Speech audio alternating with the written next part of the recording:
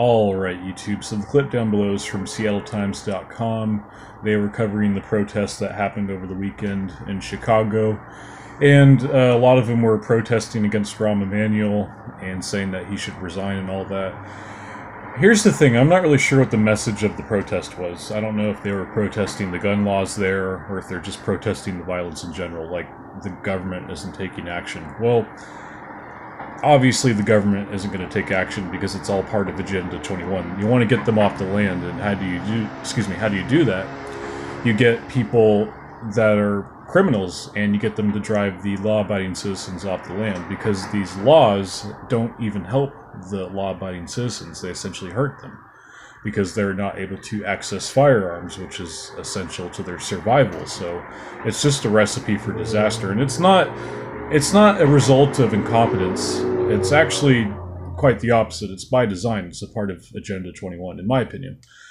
So, obviously, there's going to be protests about the gun violence in Chicago, but I'm really unsure what the message is, because if their message is, well, let's try and get the city government to do more about it, that's not going to happen, you know. The best thing you can do is vote Rahm Emmanuel out, or maybe expose him. I mean, he's probably got, you know, a lot of skeletons in his closet, quite literally.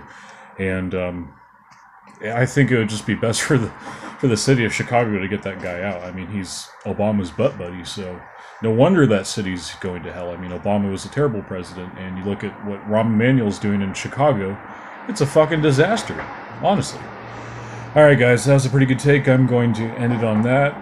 Let me know what you guys think in the comment section. One thing I do want to figure out, if you guys could help me out with this research, is that, what the message was of this protest, because maybe they were protesting the gun laws. Maybe they were saying, you know, oh, well, these gun laws aren't really helping us. It's essentially only helping the criminals, because the criminals are the ones that are going to take advantage of these laws. The more laws, the more crime. I mean, it's kind of a simple little equation there, I'd say, you know, because essentially when you take away the rights of the law-abiding citizen, it gives more power to the criminals, I believe, because criminals are not going to follow the law. It just essentially gives them more wiggle room. So that's just my opinion about it. All right, guys, God bless. More videos to come, I believe. I'm going to go ahead and look at this YouTube news trending, see if there's anything interesting.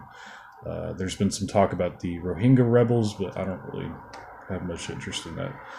Alright guys, see you later.